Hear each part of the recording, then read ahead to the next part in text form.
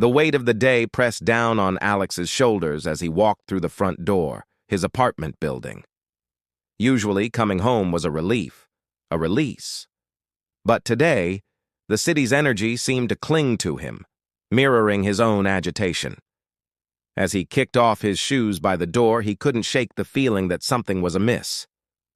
It wasn't the quiet hum of the fridge or the distant sirens that signaled the city's sleepless pulse. It was as if someone had tuned the volume down on his life, muting the familiar sounds that made his home feel like home. He found himself scrutinizing the apartment, noticing things out of place. A chair askew in the living room, a half-open drawer in the kitchen. He shrugged off these observations, attributing them to his imagination, the byproduct of a long, draining day. But then he saw the footprints on the carpet. They were faint, almost invisible, yet they snaked through the apartment, leading from the living room to the kitchen. Imprinted in the soft pile, they spelled out a path he'd never walked. A chill snaked down his spine, and he felt a sudden urge to flee, to get as far away from this silent, shadowed apartment as possible. Yet an insatiable curiosity held him in place. Tentatively, he stepped toward the kitchen, each step echoing his racing pulse. Inside the refrigerator, nestled amidst the vegetables he'd bought earlier that week, was a folded piece of paper. The message scrunched inside was simple: Stark.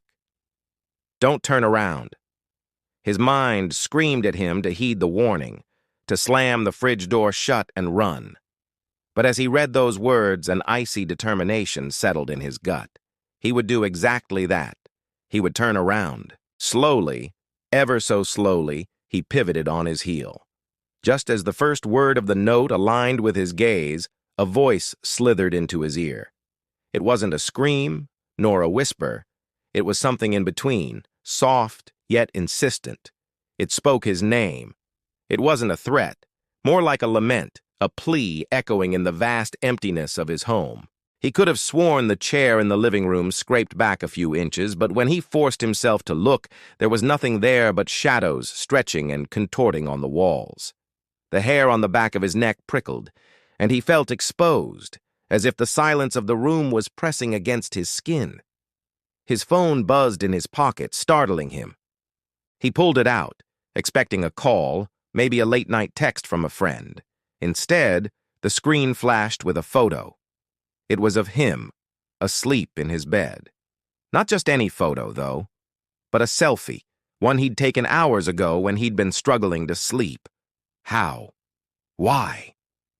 Panic clawed at his throat, momentarily silencing the whispering voice. His fingers trembled as he tried to call out, but no sound escaped his lips. The room seemed to contract, the walls closing in, suffocating him with their familiarity. Another photo popped up on his phone, this time showing him staring at the corner of the room, his face etched with surprise. But he'd never turned around. Had he? The corners of the room stretched and warped, and the whispering voice grew louder, coalescing into something akin to footsteps pacing just beyond his sight.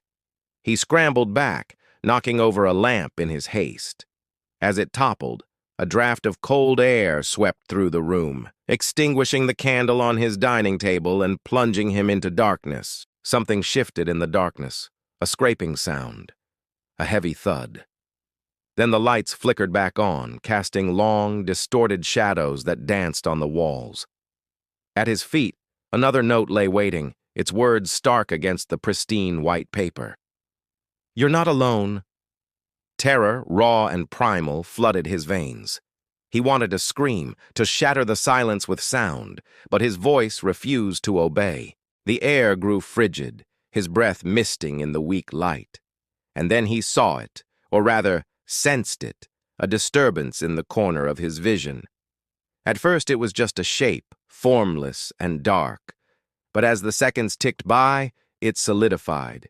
It became a faceless figure, tall and gaunt, its presence radiating an unnatural stillness.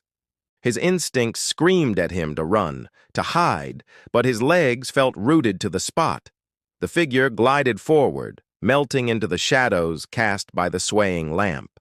As it approached, The whispering voice grew louder, more urgent, and the room seemed to contract, shrinking until the walls were closing in on him, sealing his fate.